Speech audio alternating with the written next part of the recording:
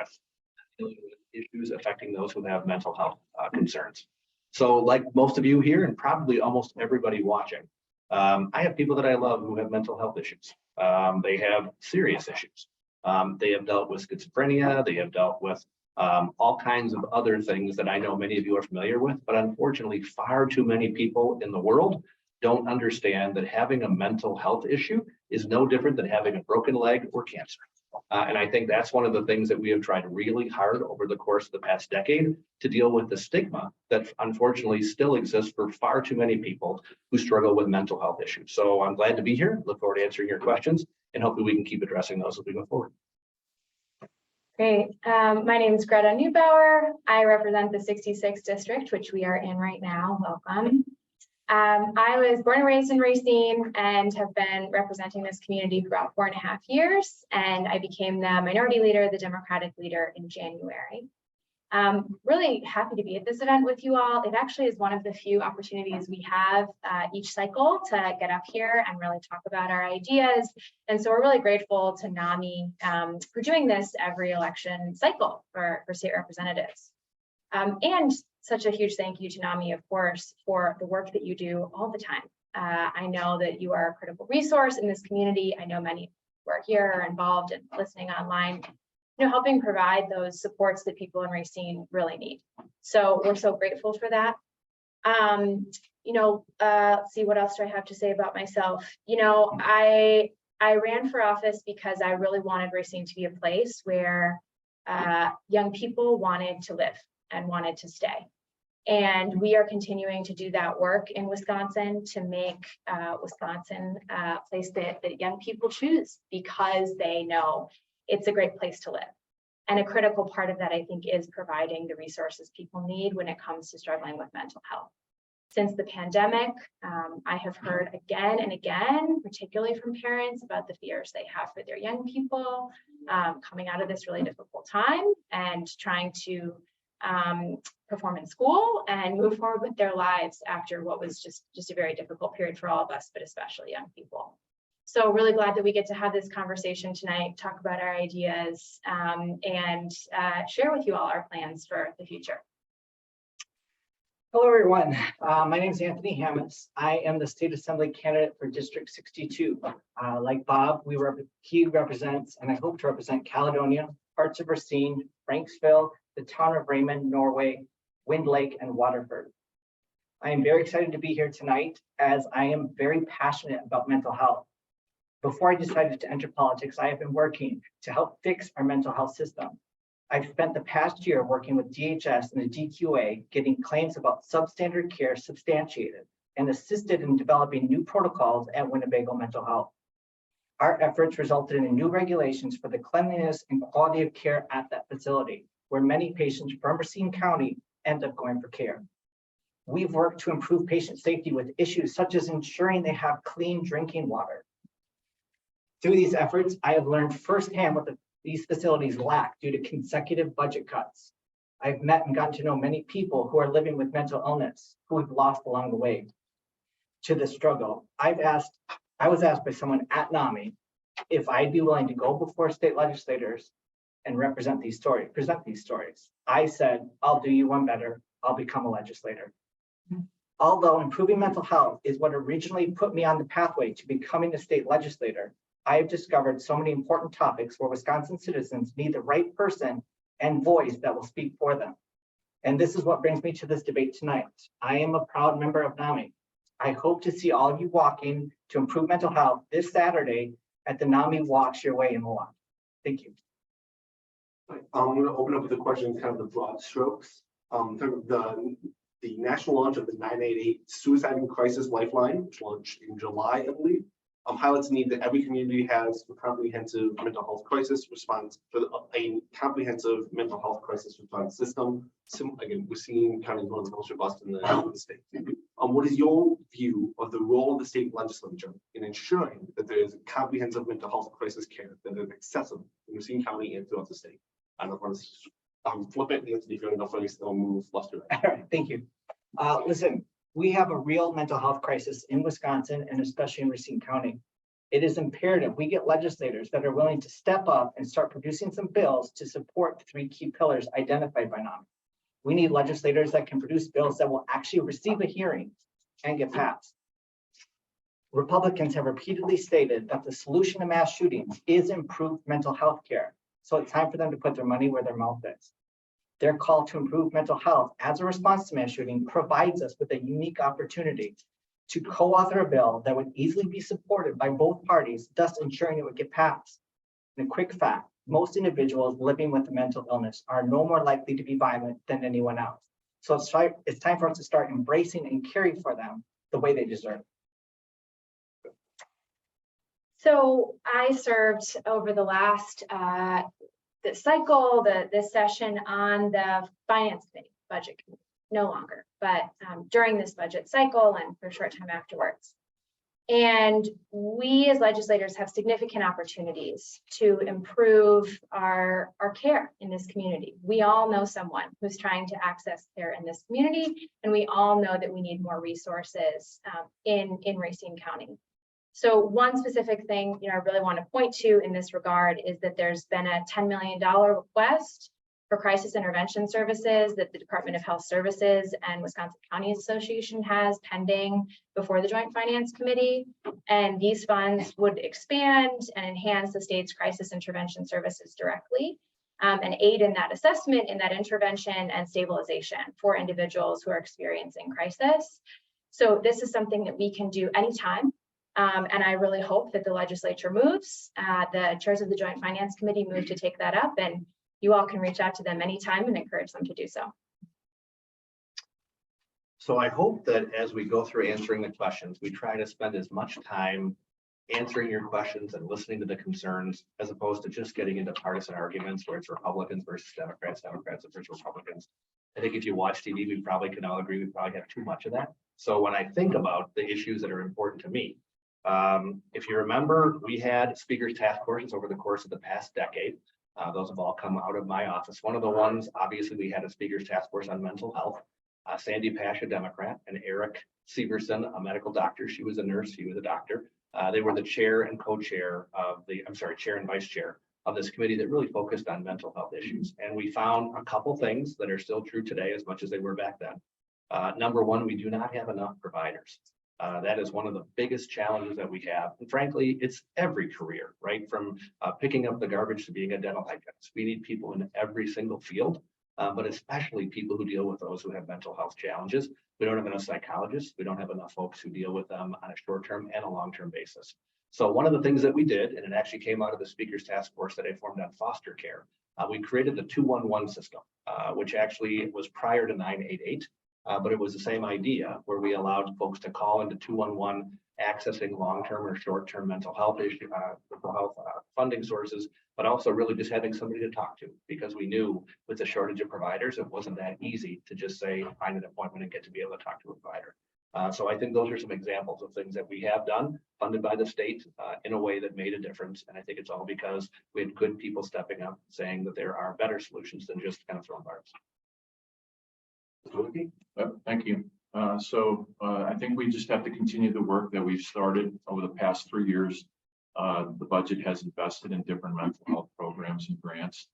In the last budget, we provided over $250,000 for peer-to-peer suicide prevention grants. As being a former president of the school board here in this district, I fully understand some of the things that our students face in this area. I also work very closely with Hope Auto and people that she's got in Racine County to try to understand the needs that are the investments that would be best for our county as well as over the state. One of the issues that hasn't been raised is that we don't have enough beds in this state right now to be able to house some of the people that need mental health services. As part of the building commission, in our capital budget, we have, which I'm part of the building commission, we have allocated monies towards refurbishing places at Winnebago, Medona, and then we've honored most of the, I believe all the requests for the Department of Corrections to be able to upgrade many of their health services. facilities within our prison system. And so to continue to increase the money that's dedicated to many of these grant programs and so on, one of the things that I believe is important is that we have to understand the dollars that we spend, because when you put together a state budget, there are only so many funds to be able to work with. That every dollar that we invest is going to be towards something that actually works. I'm glad you both mentioned that. That kind of feeds into the next question. There is a shortage of mental health professionals. There's perhaps an even more significant shortage of mental health beds. What has not been done that perhaps could be accomplished in the 2023 section to at least bring more mental health professionals into the state and or create more mental health beds to treat those who need it? I'm going to start me out with Simon. So, since these microphones are imperfect, if we can, you've all done a good job of making sure to project, speak to the back of the room as you can, just so that everyone can hear us perfectly. okay, so there are shortages, I think, in just about every industry that we have. One of the things that has kind of related to this shortage has been our ability to license professionals and get them quickly into place. The current administration, there is a huge problem in the licensing process, and the licenses are taking way too long for people. And one of the top groups that is not getting licensed quick enough is the social workers that we have in our, I've heard from several of them, and they are sometimes waiting months for an agency to give them a license. We need to continue to find ways to invest in beds. And I know I have colleagues that are in northwestern Wisconsin that are looking at other solutions as far as adding additional beds in key parts of the state. Beyond that, I think we just need to continue to look at programs that are, there's a program now that's there that does fund some grant money towards different college programs for psychiatry and so on. I don't think the program has been upped in funding in many years, so we may need to take a look at some of those programs and grants that we have. Bob's right on that last one. That actually came again out of our speakers task force, where we have a loan forgiveness program for people who go to become a psychologist. And we've only had relatively small number of people graduate from UW institutions with a degree. So while it's been successful, we certainly could do more in that area. But part of it is just getting more people to want to go into the field as much as it is anything else. In the last session, we passed something called Act 22. Which really took a serious look at the red tape and the difficulties it is for people getting into the profession. So hopefully that was one way that we could step up and make it somewhat easier. It's not simple, but somewhat easier for anybody who wants to get into the profession.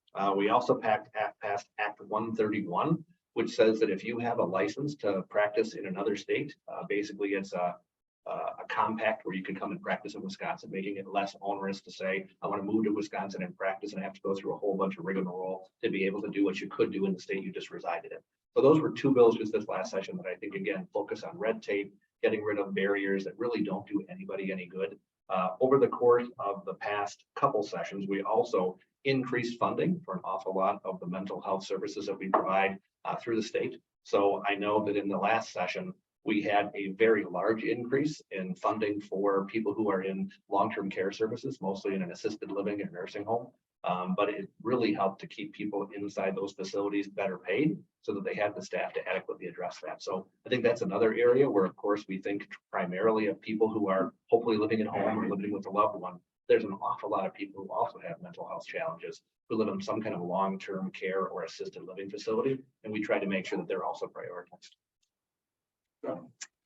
Yeah, so when I think about the access challenges we have in our part of the state, there are a number of different facets to think about this through. And there are a couple of groups that have particular challenges that I think we need to hone in on and address. One of those being veterans in our community, who we know have just significant challenges, additional, sort of more so than the general population, often in terms of mental health care. And so one thing I did want to point out is that actually today, Governor Evers announced some additional money to go towards case management and support for veterans. Very excited to see that $1.5 million that will go to providing a number of services, including mental health care. And I think that's the kind of program that we need to be thinking about as we're going into the next session, putting more money into programs like that. You know, I keep coming back to kids, but I do think that it's just so important that we remain focused on young people, particularly because they're not in the room, right? And they're not in the legislature to be able to advocate for themselves. And so a bill that we proposed this session, Assembly Bill 742, would have expanded the Department of Public Instruction's capacity for social and emotional learning training. And we also would have helped our public school districts just more appropriately tackle mental health crises and future mental health crises of young people. So hopefully that's something that we can move forward next session. You know, I think we can find a lot of common ground in terms of the need to provide resources to the groups who are most directly impacted in our community. We need to incentivize students to choose careers in mental health care. We can offer student loan forgiveness for in-state institutions, such as for each year you work in an underserved area or underserved field, you get a year taken off your loan. Mental health care providers need to be properly reimbursed to incentivize them to choose this tough but crucial discipline. We need to explore the most cost-effective ways to get different levels of mental health support for the individuals who need it. Look, we're in tough times. We need to remain fiscally responsible. We need to have a robust discussion about the reallocation of funds to prioritize mental health care. If we do this correctly, a great deal of money will be saved in the long run by taking a proactive rather than a reactive approach. As far as expanding the workforce, we don't have enough mental health care providers in the right places. And this is only likely to get worse in the future. We need quality, updated local facilities that serve the patients well and entice mental health professionals to choose them as their employers. Healthcare institutions need to be well reimbursed for mental health care so they will build better facilities. Additionally, I want to ensure local leaders are reaching out to high school students in all parts of the state to introduce careers in mental health services at an earlier age. And we need to ensure that providers of tomorrow are diverse and reflect the culture and ethnicity of the communities they serve. Thank you. If I can actually ask a follow-up question, this is specifically for Advocacy, anyone wants to jump in. You said you support reallocating funds from at the state level, specifically for the mental health. What would you think what would that reallocation look like? What do you think should? Well, first off, I want to start. You know, we have a filled $5 billion surplus, and now we've got another $1.5 billion. But the other things we came with COVID crisis. Mental health is a crisis. We had COVID money immediately. That came from somewhere. And there's still COVID money circling the drain. Especially in Racine County, we still have funds. So the money is there. We just need to find it. And this is something that Greta's touched on, so I'll let you answer this question first. Half of all individuals living with a mental health condition experience their first symptoms by age 14 and 75% by the age of 24. And suicide remains a leading cause of death among those age groups. What specific measures do you support or would you like to propose to expand mental health services specifically for children and young adults? Yeah, so I'm going to keep throwing bill numbers at you all. Things that have been proposed in the last couple of sessions, but one that I will put forward is Senate Bill 731. Some of you may be familiar, but this would expand the ability for school districts to be reimbursed for hiring counselors, social workers, psychologists, and nurses. And I think we all know when you talk to young people, how long it takes for them to talk to someone at school, if there's someone even available for them to talk to about these really deeply personal issues, trauma, things going on at home that they need to talk through. So really, we need to make sure that we've got those professionals in school. And we know that that's going to help kids right now. And we also know that it is truly critical for them as they get older to have addressed these issues as they're coming up and not wait many years into the future to actually be talking about what's going on for them and the challenges that they're experiencing. It will mean that they are better able to part of our community, be civically engaged, to hold on to work, all of those things that we hope for everyone in our community. Well, the first thing we need to do is to make sure that we look back and recognize the mistakes that have been made over the course of the past 2 years. If you look at what happened as soon as COVID was declared, where we basically sent kids home, had them try to learn remotely, that was a huge error. And I think it's important for us to first admit that that was a mistake and should never happen again. Because if you look at the impact that it had primarily on young people, especially kids, they went from a secure environment at school to many times a chaotic one at home. Perhaps 2 loving parents, I'll just take that for granted. 1 or 2 loving parents, but they had to work. They had to deal with their own situations. And I think that the bad decisions that were made surrounding COVID really made an unbelievably difficult situation worse, especially for young people.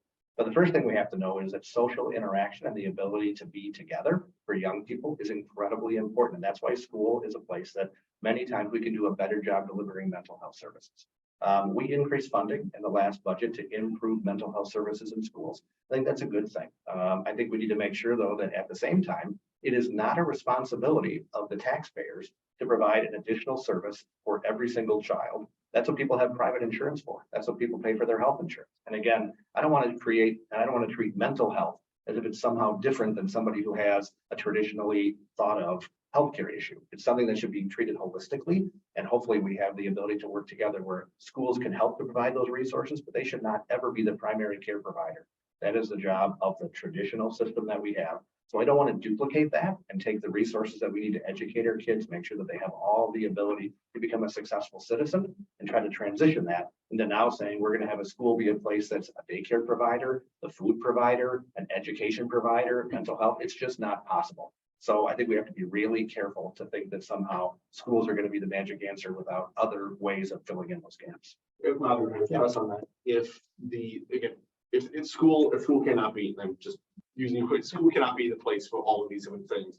For a 6-year-old kid who might be having some issue, or 14-year-old or 17-year-old whose parents don't have insurance or don't have an intensive care, where might they be able to get those services then if we can't get it all in one building? Yeah, so the best news for us is we live in Racine County, which by and large does a really good job of having a comprehensive safety net for an awful lot of folks. We know that if you're in poverty, which means that as a single person, you're in less than $12,000 a year, you have access to Badger Care, which basically is free. No co-payments, no deductibles, no premium share, it's free. If you have kids or you're married, it's obviously higher than that. That's just for an individual. So if you're above that, we do have the exchange where people get subsidized care from a private care provider. And I think that's something that we should be pushing more people into so that they use the system that's already in place. I don't want to spend our dollars duplicating what's already happening when we don't have enough to begin with. But I do think that at the end of the day, we have a good social safety net. It can always be better. We need more providers. We need to make sure we have better access. But I think by and large, we're proud. We live in Racine County. I think Racine County does a good job.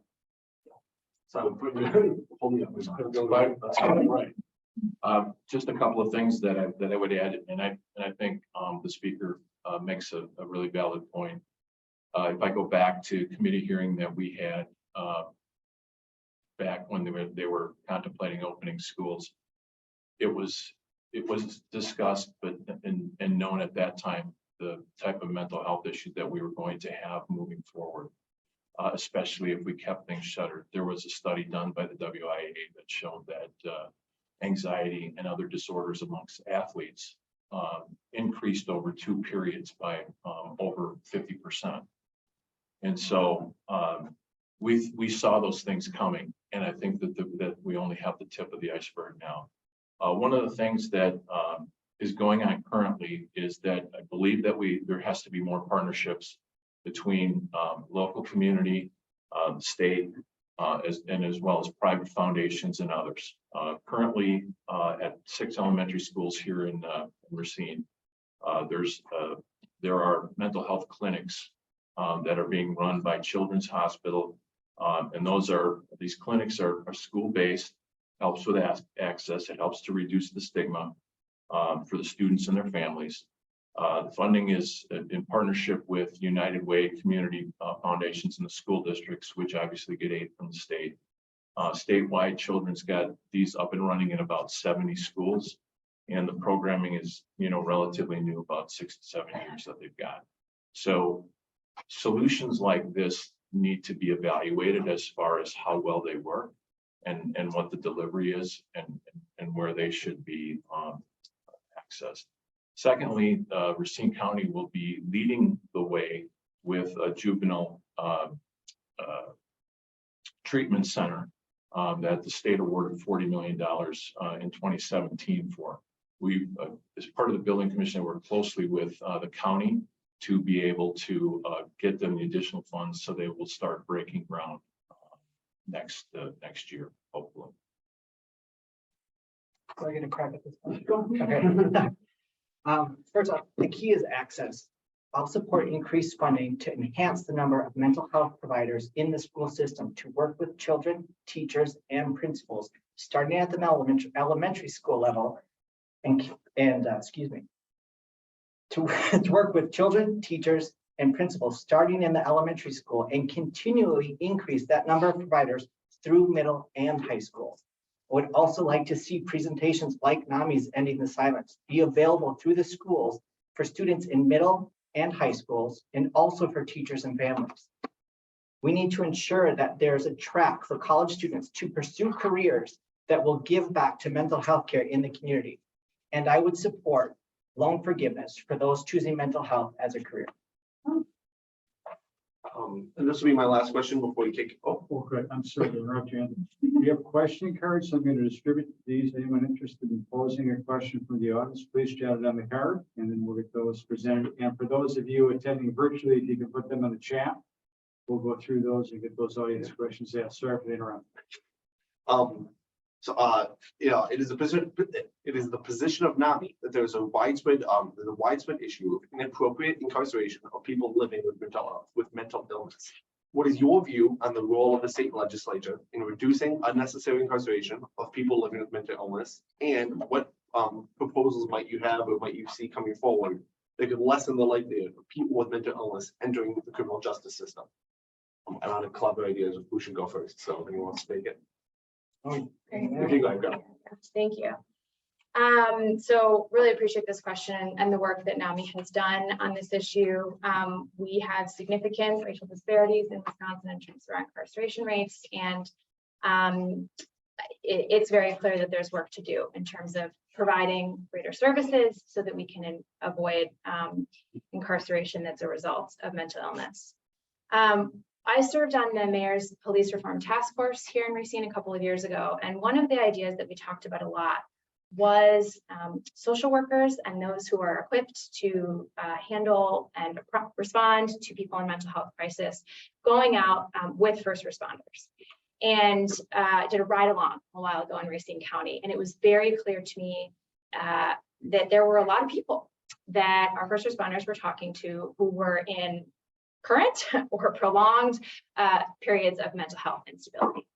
And so really pleased that Racine County actually has been a real leader in this area and is working on a program to have a social worker go out and be there in these moments of mental health crisis for people in our community. What the state can do is we can support more programs like that, which I have heard from first responders. They want, right, those resources there with them. They have been given training to handle those situations as best they can, but they will be the first to admit, right, that they're not social workers who spend all day thinking about mental health crises. So really pleased to see that program happening here in Racine, and just hope that we can expand that going forward. In the last budget, I don't remember the exact number, but I think it was almost $500,000 we provided for law enforcement training to make sure that people who work in law enforcement are aware and are as well versed as they can be to deal with people who are having mental crisis issues, so they don't assume that somebody is hostile just because they are having an episode. So I think that's important. I think it's also important in the last budget we provided, I think it was $10 million for regional crisis help centers. I think that's also another way for us to be able to utilize those. You know, I think part of the problem in our society, frankly, is that we are letting too many people out of jail. There are people who should stay in jail because they committed crimes and they are certainly not ready to come out into society. I think that we have seen, especially all across the state.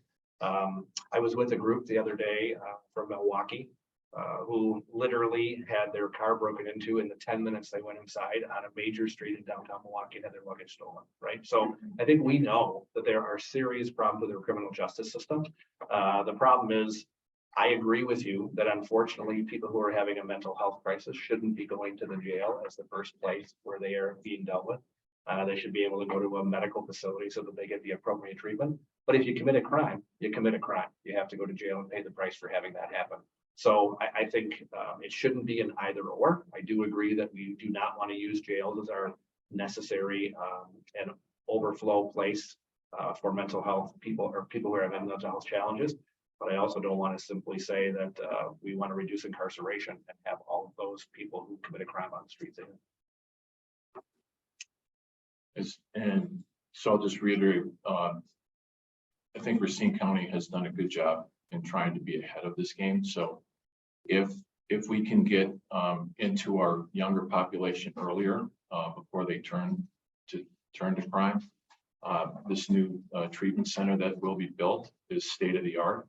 I think that can help in some instances. The grants that the speaker was talking about in the last budget were up to $1 million. I've ridden with law enforcement agencies, all of the ones in my district, as well as with District 5 in Milwaukee. And I think it's really evident once you ride with them to see many of the issues that they deal with. And it does frame a reference of things that we should be looking at in the budget to make investments in. And then once again, if you look nationally, beds that have been available for people that have severe mental health issues to be able to be put in before they reach the criminal justice system has declined significantly. So I think we have to continue to look at more innovative ways to put beds in areas where they're more accessible to people that need them earlier. But like I said, the ride-alongs I had, we went to domestic disputes, well visits with grade school children, as well as seeing people that are in complete distress that needed help, and trying to separate what law enforcement's role is versus the help that they need, and to get them to a place where they need is something that I know that law enforcement agencies across the state are working currently. And to the extent we can support that, we need to make sure that we make investments along those lines. Look, if a person violates the civil liberties of another citizen, I support following the laws without exception. However, if there are opportunities to divert non-violent citizens who suffer from a mental illness into avenues other than incarceration, we must act upon this. We can start by ensuring all police officers become crisis intervention trained team officers, CIT trained officers, excuse me. I would propose a forum for police officers where they can listen to the experience of patients with mental illness, discuss their interactions with law enforcement during a mental health crisis. Social workers and/or peer counselors should be an integral part of every crisis response team. Once a crisis situation has been de-escalated, a police officer or social worker should ensure the individual is set up with the Department of Health Services. We need to ensure that the DHS is adequately funded. We should monitor the results of the new 988 number and mobile crisis response lines to see if there are reductions in calls to our police departments for mental health crisis. And we need to ensure a comprehensive aftercare plan for any individual with mental illness who requires inpatient services. Thank you.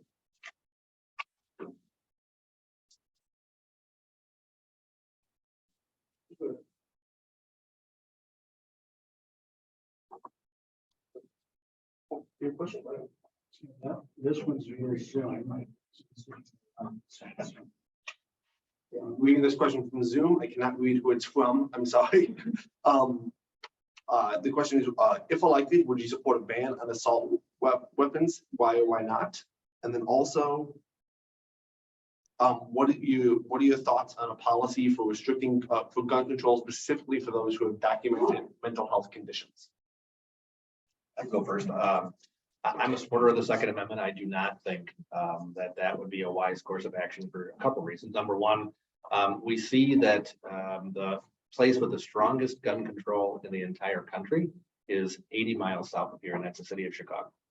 They are in a raft of violence that is tragic, even though they have incredibly tough laws. So I think just putting more laws on the books isn't necessarily going to work when we have some who are advocating for defunding of the police, when we need to have more officers on the street. We need to make sure that when somebody is charged with a crime, they go to jail. That when somebody is arrested, they're actually prosecuted. So I think that we have more than adequate laws on the books to ensure that we keep people safe. We just need to enforce them and utilize the tools that are already on the books. I do not support red flag laws. I think that the very idea of saying that someone is going to have a constitutional right taken away from them before they've done anything wrong. Imagine if we said, you look like you might drink, so we're going to take away your car. That is what they would like to do with people who own a firearm. That to me is unconstitutional, and I just think it's not the right way to go. Now, once somebody's committed a crime or they've had an issue, we already have laws on the books where somebody can work on making sure that a judge has the ability to look at that, but doing it preemptively, it just doesn't seem right to me. Sure, go ahead. So I think there are a number of bills that have been discussed in the legislature that would get at some of the issues we've been talking about today. And one of those is universal background checks. If you are someone who should not have a gun, you should not be able to purchase a gun just because you know where to go to avoid the background check that would happen at a legitimate seller. And so that's something that I really think we should be able to find common ground on and move forward in Wisconsin. I do support red flag laws. I think it is very important that if someone in a family or close to someone who is watching them experience a crisis is able to go to law enforcement and tell them about that and do what they can to make sure that that person does not harm themselves or others. It is not permanently taking away someone's right to own a firearm. It is a temporary conversation around making sure that that person does not die by suicide or harm someone else. And so I think those are two things that we really should be able to agree on and move forward on in Wisconsin. Fine, if you may. I reiterate everything she just said, but like a statement I said earlier, we need to take proactive approaches instead of reactive approaches over and over and over again. We are seeing the same instances happening and nothing is being done about that. It gets tiring. Gun sense. It's just gun sense. It's not taking away your Second Amendment. It's gun sensible responsibilities as a society to take care of one another and our children. I support red flag laws for the simple fact that someone should get a call or be approached when you order an array of bullets. Have a reason. There's no reason someone can't come to your facility or house and just say, what is your plan with it? If you have a plan, good, go for it. Go have your activity, whatever that may be. But there should be a question in it as to why someone is ordering a huge amount of bullets. Thank you. I might as well weigh in as well. And so I do not support red flag laws. I did support a law that one of my colleagues brought up, which was that a family member or family could take a gun from a family member they felt was in distress or could harm themselves, take it to a gun shop and have it locked up until they felt that person was well. I don't believe in red flag laws because there's too much abuse.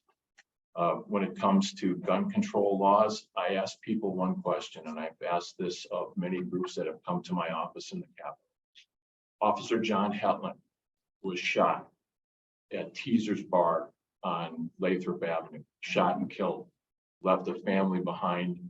The person that committed that crime had felony gun charges against him, was on parole. What law do you have that would have prevented that? If you have something that would prevent that, I will author the bill myself. Most people that have come to the Capitol that have advocated for gun laws don't have an answer to that. Those are the things that we need to prevent. We do have laws on the books. They need to be enforced. if they're enforced, we need to make sure that violent felons and people that get guns are put away so that they can't harm others in our society. There is something we could propose, and it is actually having people register their guns every year. Show that you have it, that you haven't passed it on illegally, that you haven't given it to a family member who's locking it up and then using it. Every year, you have to show that you still own that gun. You get your Second Amendment rights, you get your gun, but it is yours. No more ghost guns on the street coming from who knows where.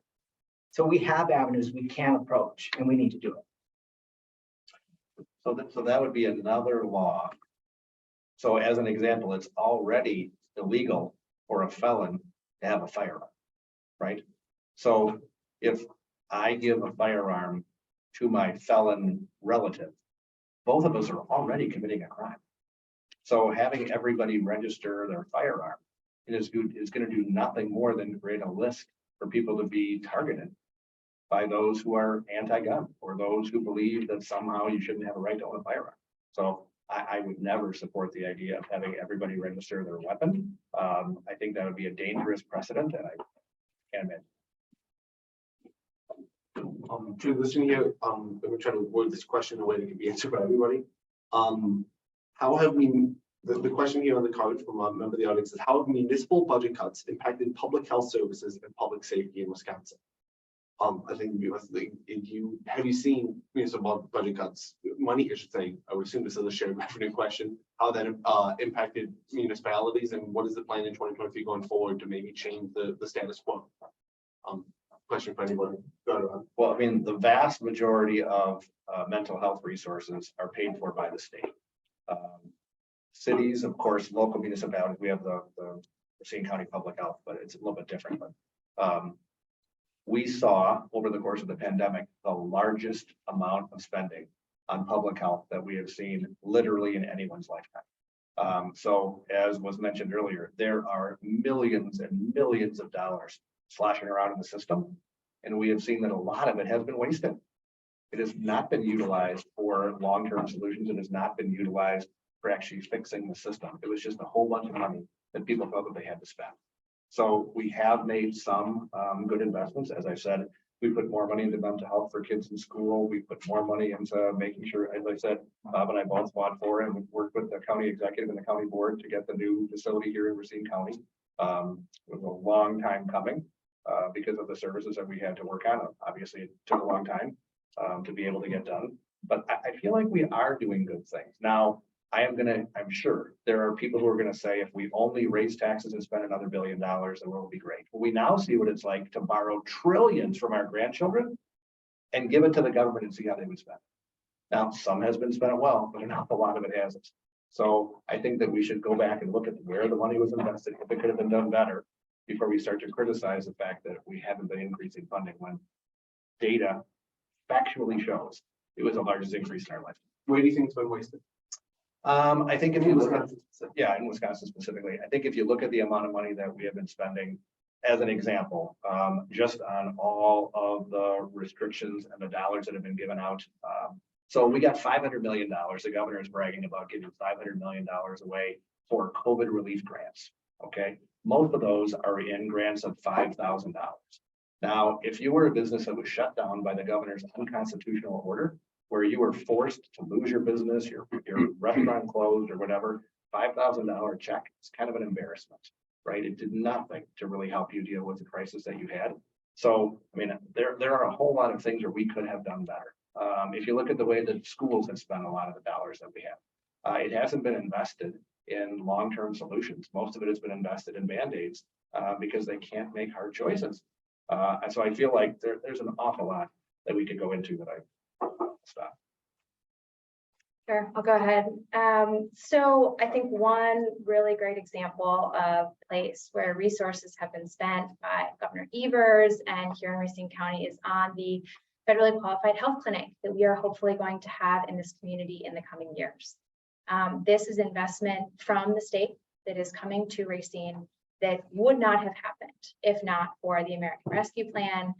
And other legislation that's passed since that's helping us cut costs on creating that federally qualified health clinic. And what this is going to do very concretely is provide care for people who are not getting it in Racine right now. And we know that there are a lot of people in Racine, particularly people of color and low-income folks, who are not getting the care that they need in our community right now, and that this is going to be an incredible asset. So I'm very excited about that. I think it's critically important. But to sort of circle back on the local government question, if you talk to members of local governments, Democrats, Republicans, Independents, you will hear from them about the fact that they are in a jam when it comes to allocating resources year after year. And the reason is because we have not been doing our part at the state to make sure that they are getting their fair share of our revenue. Tony talked about our significant surplus at the state level. What I think we should be doing with that money is making sure that it is going to the kinds of programs that we've been talking about here tonight that really need it. And the governor just this week, I believe, proposed a shared revenue increase for the next budget. I really hope that we can consider that, because we need to make sure that our local governments are able to provide these critical services that allow people in our community to do more than just survive, but really build lives for themselves, meaning where they're saving, where they're raising their children, and wanting to stay in Wisconsin. I'm just going to quickly follow her, and I just want to make the statement that this is a $1.5 billion and $5 billion surplus. We're not raising taxes. We have the funds. We have the funds in place now to take on these choices. And telehealth medicine, we haven't even covered that tonight. It is crucial in a way to start getting to communities far and wide who don't have the transportation, or who too depressed to actually get up out of bed, get dressed, and get to their providers. They can now access across the city, state, and even across our country. So this is, I hear this all the time, as I'm sure the speaker will agree with me. There's a lot of talk about a $5.2 billion surplus. I think what people need to understand is that surplus was projected when we were in a period of some of the, when federal money was flush in most households. There was record sales tax collections in the state. Well, based on the policy that have been put into place by the federal government going forward, we're moving into an area where that spending may not go forward. Budget surplus was only a projection. Who knows where it'll be once we start to get further into the next biennium and so on. And so there will be less money. There's a lot of talk about the federal money that has come in, ARPA, a number of other programs. Went to one of the state think tanks that we use and took a look at. They set out some ARPA state allocations to mental health projects. Wisconsin is in here. We did $4.5 million for the Milwaukee County Mental Emergency Health Center, which is, everyone agreed, probably a good investment. But as I look at other states that are in here, Illinois allocated $50 million towards trauma, mental health, and behavioral health services. Colorado has at least, I would say, if I looked at this, 33, over 60 million in various programs that they had. Indiana devoted 50 million to a range of mental health grants. Another state close to us provided funding for summer academic and mental health programs for students, $35 million. And so one of the things that I hope people will understand is that one of the things the legislature did not have very much say in was where this federal money went. That was at the sole discretion of the executive branch, the governor of the state. And with that, I co-authored a resolution with Senator Koyenga that would bring back the legislature's voice. Those of us in the legislature are closer to our communities. And so I have been to both the Towns Association meeting, municipalities meetings as well, with various different branches of government that are in the district. Most of the requests are all the same. And I know that we will be looking at short, medium, and long-term ways to be able to work through shared revenue and other perspectives that we have, so that we don't burden our taxpayers with more property tax, and look at other solutions that may be in other states to be able to fund critical services at those levels. And that will start as we begin the next session. Could you expound on that a little bit? You mentioned that all the requests are kind of the same from the municipalities you're talking to. Is the request is please give us more? Or what is the So there are mainly there are probably about 4 to 5 different areas. Transportation is one, broadband is one, EMS and other professional safety services, fire and EMS. And so so for example, if you go out here in the city of Racine, you have a fire department that is fully funded by the city, by the taxpayers. They have paid firefighters, etc. If I take you out to the village of Raymond, to the town of Norway, they have volunteer fire departments, volunteer EMS. Those programs are becoming very difficult to staff. And so we've got to find a way to, whether it be through consolidation with other departments, incentives for that, whether it be to take and find some way so that smaller communities get the amount of shared revenue that they need to be able to provide these services. We've got to do something, because there are places in northern Wisconsin that for a brief period of time went without ambulance services, where response times have gone up by minutes to 30 minutes or so for an ambulance. Those things just can't happen in the state. And so we're well aware that active in the Towns Association and the good municipalities, they are looking at platforms that we can work with them on to be able to find solutions that will fund these things in the future. And this is a comment from someone on Facebook. The comment says is what we need is mental health care in jails and prisons. That's obviously not a question, but again, this is one I really don't have an answer to. What kind of programs are there in place now specifically for prisons and for jails in the state of Wisconsin for mental health care? Or do you think that we need more? What is kind of going on at the state level about providing care to people who might be incarcerated? Sure, I can. It's an open question. I don't know. Yeah. So I recently had a couple of conversations with folks who work in correctional institutions in the Racine area, and had a panel actually with folks who worked in all sorts of professions within DOC, including teachers, folks who are working on trades and getting folks ready for the workforce when they leave prison, and also people who are providing mental health services. And they talked about how difficult it is to stay in that position and to recruit more people into those positions, because they are just not being compensated appropriately for the work that they're doing. And if they were to leave and go into private practice, they would just be making so much more. And those people are coming in with debt, right? They've been in school for many years, often struggling to get by, taking out debt, and now are being asked to make a salary that's really not appropriate for the level of work that they're doing. So that's a very concrete piece that I think we need to be working on. You know, I've met some of these folks, again, who do this work in our prisons in the Racine area, just incredible people, right, who are doing this work for all the right reasons, and know how important their work is, that these relationships that they have with the people in prison in Racine and around the state, of course, could mean a huge difference in their lives, right? Could mean whether or not they have the ability to really fully rehabilitate when they leave prison.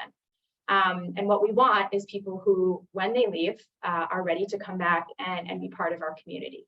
And so critically important that we make sure that those positions are supported and compensated appropriately. You don't have to give input on every question. No, but Brenda's right on. So one of the things that we need to do, I know, right there, yeah. One of the things that we do need to do in the next budget is, one of the things as a state legislator, you get to talk to an awful lot of people. And I spent some time with the family of a gentleman who's a prison guard in Sturgis. And they explained to me how, imagine taking a job where you are making a decent living, it's $19 to $21 an hour. But starting in that job, you knew that you were probably going to have mandatory overtime. So an entire second shift. So you work 8 hours, then you have an entire second shift that you are required to stay. You go home for 8 hours, then you start the same thing again. They told me 1 week where he had literally 6 days in a row of forced overtime. So I mean, just think of your body if that was the way that you were going every day. It's not voluntary. It's not where you say, you know what, I'd like to earn some extra money for Christmas. I'll do it extra. I think we have relied an awful lot and probably pushed as hard as we can in a way that I don't think is fair on the employees that we have. So we need to do a better job. We need to increase pay. It is not right that somebody can walk into anybody in Racine and earn just as much, if not more, working in a job that is less stressful than one who's a prison or delivering the services inside there. So I hope in the next budget, we'll be able to give an increase commensurate with the job. Make sure that when people are looking at all the careers, they do not say working for the state is low on the list of priorities as opposed to at least being in the middle. One of the things we haven't talked about, yes, when you're in jail, hopefully you get some help. But the problem is, even when they do get help in prison, the aftercare is not there. And we need to really emphasize that they get real aftercare once they are released from jail.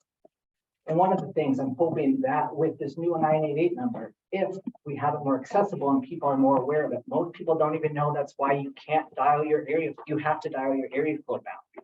They don't know what 988 is, where it's a crisis line for people to come and have a mobile crisis team that includes mental health professionals and certified peer specialists that will come and help de-escalate a situation or send the proper response team that needs to go there if it's a more violent issue, or if the patient, or excuse me, the patient needs to be separated from their family or whatever the needs may be. But it is a new avenue, and we need to make sure that people are aware of this new avenue.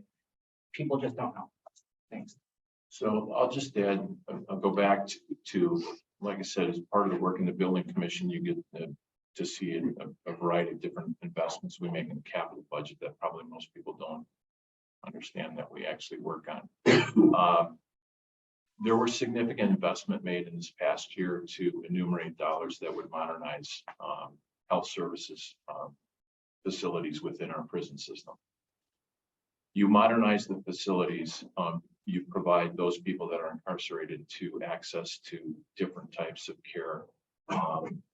A lot of that modernization was to be able to provide telehealth services amongst other things so that they could get the right treatment in the right place. I think there's one of the things we talk about, like with the shortages of individuals that provide this care. I think we have to do a better job of opening up.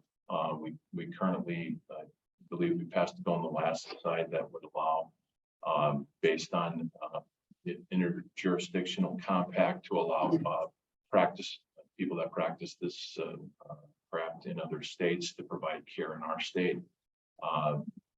We're going to have to, with every industry that we talk to, sometimes the ability to take and say that all we have to do is forgive loans and get kids into school.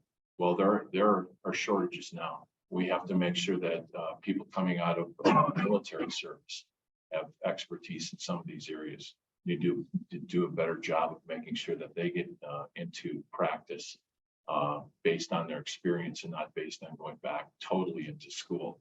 And so I think that modernizing these facilities, finding ways to give them access to the care at the right time, I think we're taking steps in the right direction. I mentioned earlier that I have a cough. It just felt my voice go. So I was like a muppet for this final question. Is it going? I just want to read this question. Yeah. That's gone. I apologize. This one up here. Yeah. Is there going to be more funding for more training for police officers, more assurance the people sentenced to prison will be guaranteed to get mental health treatment and drug treatment? So we kind of covered that, but if we could elaborate on it, I guess that would be very helpful. I found the specific about policing more appropriate in the last question. So I had mentioned that we did put money in the last legislature to be able to increase training for law enforcement to be able to understand the mental health challenges that many of the people that they interact with face. So I think, first of all, I want to see how the money that we allocated goes first before I say we're going to double, triple, whatever it's going to be. I want to make sure that that money is being spent wisely. We just don't know yet. It's too early to tell. I would also say that, as Bob mentioned, we did put a significant amount of bonding, which is borrowed money, in to be able to renovate some of these facilities. The hope is that as we see the people who are already working inside the prison system, giving them a better opportunity to utilize tools that the private sector does, hopefully that will have an impact. That won't just automatically mean we have to put a bunch more money in there until we see exactly, again, what's necessary. So I think we've made good first steps. I don't want to say here's a new concrete thing that we're going to do until we see how some of the investments that we began to make really will make a difference. I will say one of the things I'd like to push for in the next budget is that, as we talked about, Racine County is going to have a new juvenile detention facility.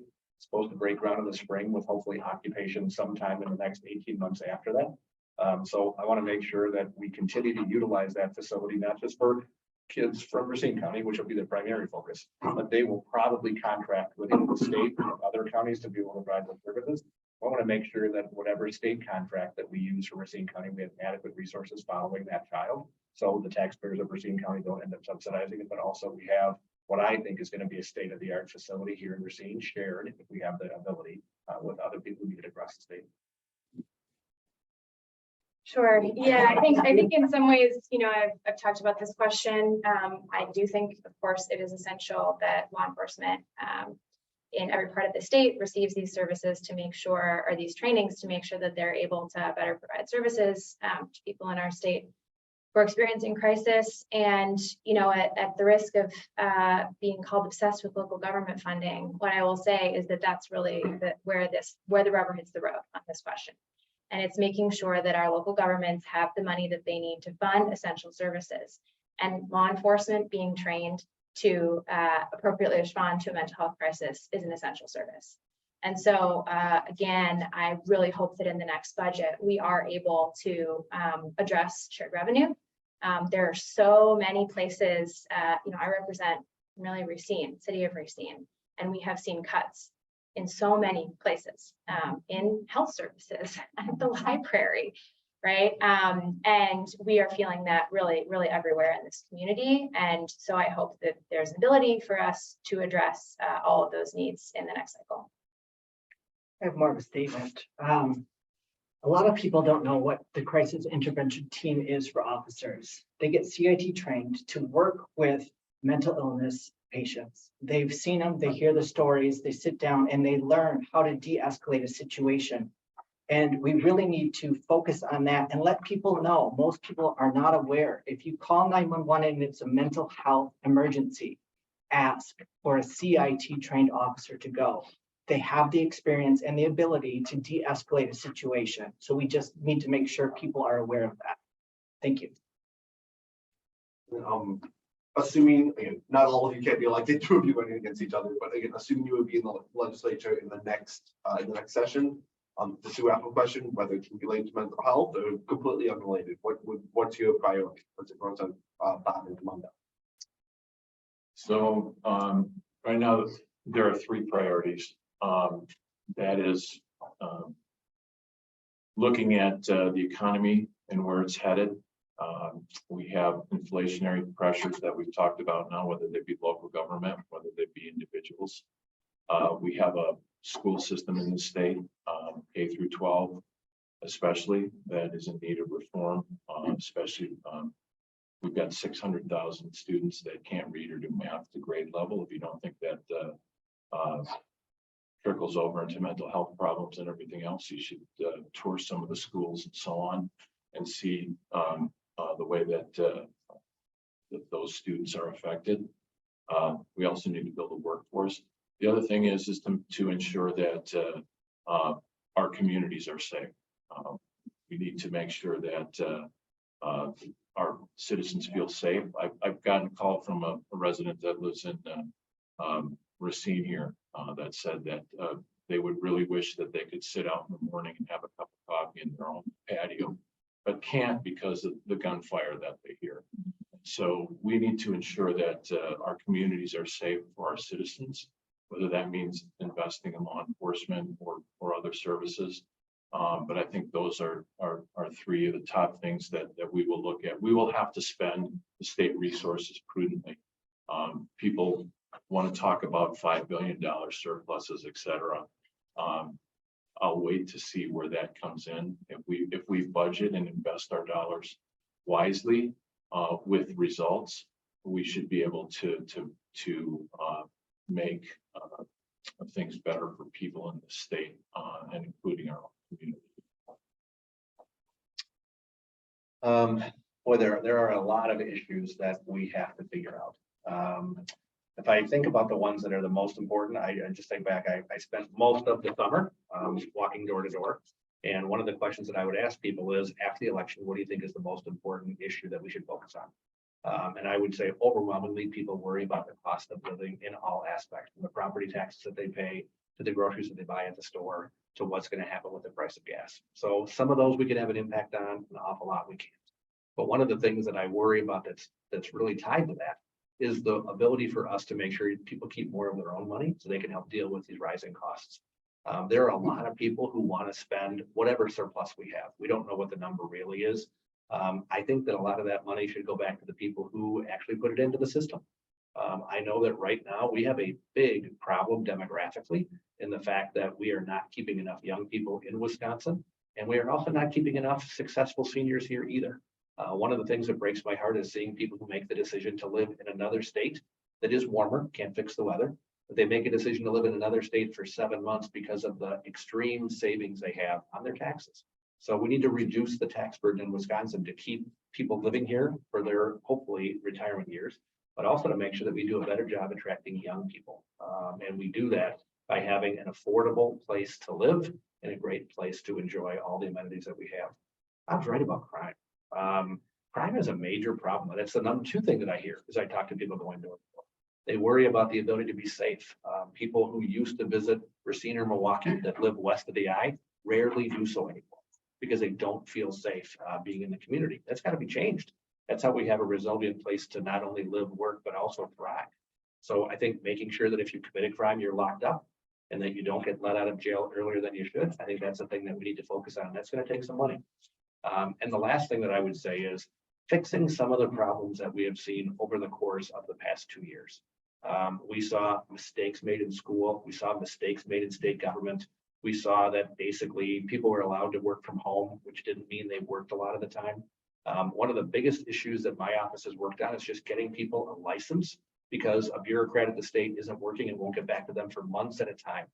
That is something I know you've written on it. I know people have written our office time and time again because of flaws in the way that state government is not working for them.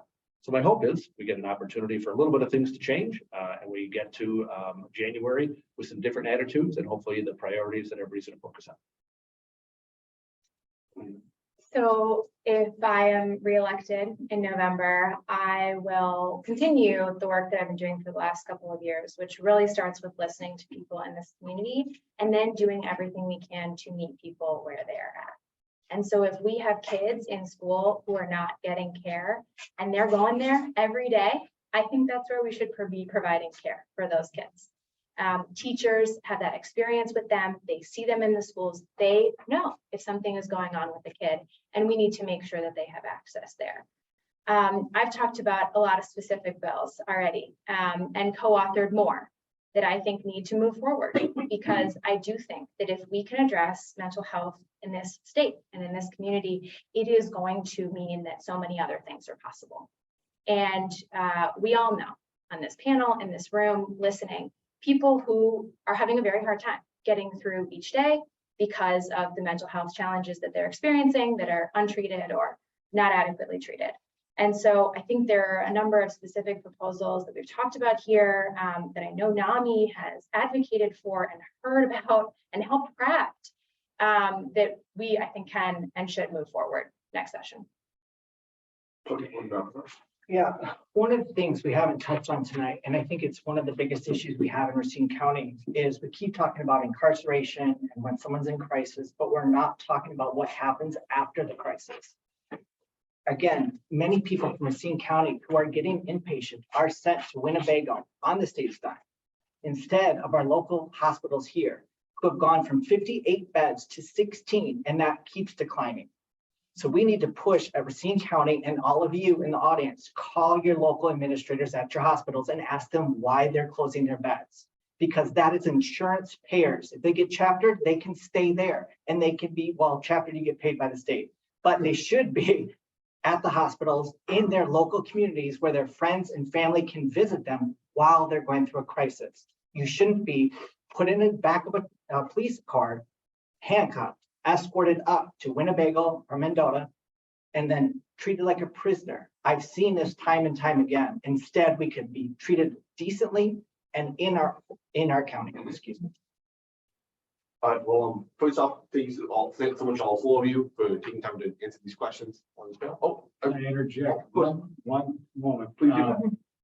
We'd like to have one final question, if that works for all the panelists. Sure. And then we'll kind of get to. as long as that. Yep, I'll save you, if you don't mind, I'll read this one, is that okay? So in all of your view, what is the role for state legislators in ending stigma and discrimination unfairly associated with mental health conditions? And we conclude with that, and I'm not sure what order, maybe we'll start in the left and go to the right. I guess I'm the left, I'm the right. Educating the public with healthcare workers needs to be continued and expanded. Legislators can do this by supporting programs like NAMI, and we need to prioritize mental health awareness programs, and we need to work to remove the stigma that goes with suffering from a mental illness. We need to change the language we use, even among members in the healthcare field. We must stop defining people by their disease and start using people first language, such as a person living with mental illness instead of a schizophrenic person. Legislators can help by showing that mental health care is a priority. Legislators can also write bills which protect people living with mental illness. And legislators need to listen to the stories individuals living with mental illness have to share and hear from their families before bills are written. Thank you. Yeah, I think we can really take our lead from organizations like NAMI, right? And what NAMI does is goes out in public and talks about mental health, and then also provides safe spaces for people to share their experience and get support and talk to other people who are experiencing similar things, among other really good work. So I think there's a lot that we do up in Madison, writing bills, trying to get policies passed, but I think there are also really important roles for all of us to have here in our communities, partnering with the kind of organizations that do this work and reach different parts of the community, and make sure that we are continuing the really important shift that is happening, which is people talking more about mental health. I do think that we've made really significant progress. I think about how my parents or my grandparents thought about mental health versus how my generation or the people who come after me are talking about it. And that has been really incredible. And that is largely thanks to people being willing to share their own stories and their own experiences and be brave in that way, and provide that space for other people to do so as well. So really, I think it is being present and making sure that we are providing further spaces for dialogue and talking about the ways that mental health impacts us and our families and our communities. Well, thank you for having us here tonight. Thank you very much for the forum. And it's interesting. One of my favorite phrases was coined by our former county executive, Jean Jacobson, and she says, "The world is run by those who show up." And it doesn't matter if it's state government or federal government or local government. The fact that there is literally one forum during this entire election cycle, and it's being sponsored by you. So thank you for that. I think that's part of the advocacy that really needs to happen. I think there is not a person that I know who does not have somebody that they love who's dealing with mental illness. And I think we need to make sure that people appreciate the fact that there is nothing to be embarrassed by. There is nothing to be stigmatized by. And that's all of us just taking the time to listen. Brendan, right about that too. But I also think more important than anything is people taking the time to tell their story to legislators. And our job is to listen. So what can legislators do? We can be good listeners, which I think most people usually are, regardless of party or where they're from. That's why people get into this business. But I think it's also making sure that the organizations who care or who have a role to play realize how important they are. That they are the ones who have to educate us, because legislators' time is finite. You can't talk to everybody about every topic. But having that personal connection, finding people to tell their stories, I think that makes all the difference. So thank you for being here. Thank you to those who are watching, and we really appreciate your time. And I also will thank you for having this venue, and thanks to all that came here and asked questions and so on. I guess I differ a little bit because I believe that the only thing a legislator actually can do to do these things is based on their actions. Do you actually live by the things that you believe, and how do you carry yourself when you're in your district? And you know, we talk a lot about listening to people. My office door has been open to everyone. I will listen to any group that has to be here. But I believe it's the actions that you do and how you carry yourself in the community. I also believe you have to be invested in the community. And that means that, as Robin said, you have to show up and you have to be there across all segments of the community. And that's how you understand the issues that are here. You also have to understand, I think the biggest thing that I've learned so far is that it's kind of easy to think that you can solve a problem all at once. It takes a lot of hard work and focus to keep going and possibly do smaller steps at a time to reach a larger goal. And I think that's something that people in the community have to understand as well. What are the things we can legislate for? What kind of policy can we put out there? But then are we taking incremental steps to get there and try to understand the decisions we make and why we make them? But that comes, again, like I said, it's how you carry yourself. It's the examples you have. I'm a father with 4 kids. I can tell you the way that I was raised is not the way that I raise my kids now, because the examples are different. The times are different. Kids are exposed to too many things too fast. And I guess one of the things that I've always told people is that I've found out that example and consistency works best with the kids that I've brought up. They and you don't know that until they get possibly in their 30s or 40s, or you may never know. But it's kind of the way that I've guided as I work through these things, because I've been told that, well, it was the example that you set that helped me get through this time, or that you were consistently there. So I felt that when I was ready to talk to you, you would be there for me. So if you carry yourself the same way with your constituents and treat them the same way that you treat family, I think that's how we really make progress. So that's kind of where my. Any further comments, Adam? I have nothing. First of all, let's give Adam a round of applause. Thank you for coming.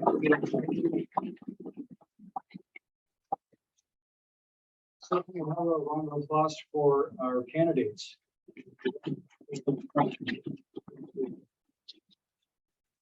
This concludes our candidates forum. Thank you all for participating, for your questions, and remember to vote in November. Thank you. Thank you. Thank you. Good luck. Yeah.